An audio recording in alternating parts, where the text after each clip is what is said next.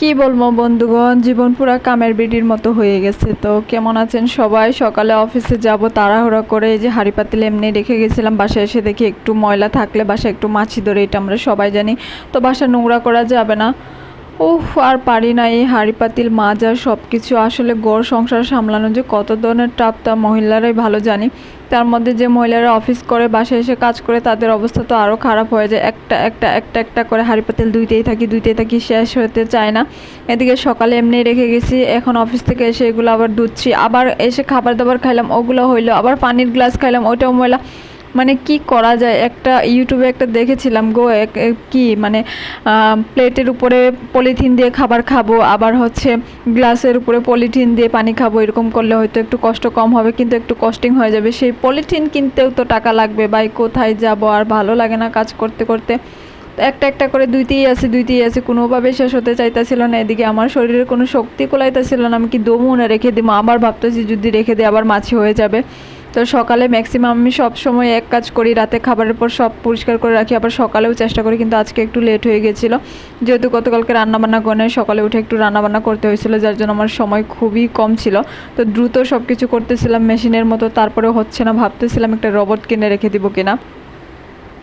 তো বন্ধুরা, রোবটের কিন্তু অনেক দাম, কত টাকা হবে? কেউ কেউ যদি কিনে থাকেন অবশ্যই কমেন্ট করে জানিয়ে দেবেন, এই আপুর জন্য, আপুর একটু ভালো হবে, উপকার হবে। তো রোবট কিনেও লাভ কি? ওইটাতেও মুখ দিয়ে বলতে হবে, মুখের কথাও তো অনেক কষ্ট, বা এই মুখ দিয়ে কথা বের করতেও কিন্তু অনেক কষ্ট করতে হয়। তো কোথায় যাব? সব দিকেই জ্বালা যন্ত্রণা, এই জ্বালা যন্ত্রণা কখন শেষ হবে নিজেও জানি না। তো ভাবতেছি তাহলে কি করা যায়। তা আসলেই যে কি করা যায় নিজেও জানি না। এদিকে কষ্টে দুঃখে হাসি কান্না সব কিছু মিলিয়ে উড়া দুরা কাজ করতেছি, শেষই হইতেছে না।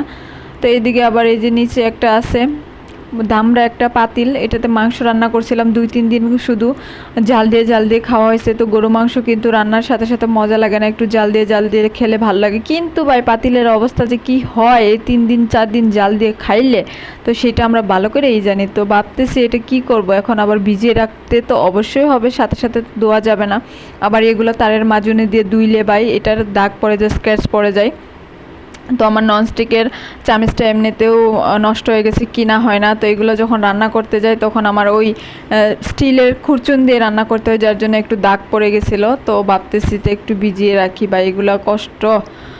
উফ, আর ভাল লাগে না। মহিলাদের এই ভালো লাগে না, কাজটা যে কবে শেষ হবে, মহিলাদের রান্না বান্না আসলে শেষ হবে না। তো এটা আমি প্রত্যেকটা ভিডিওতেই হয়তো ম্যাক্সিমাম টাইম বলে থাকি, আমাদের মানে এই কাজটা যে কবে শেষ হবে।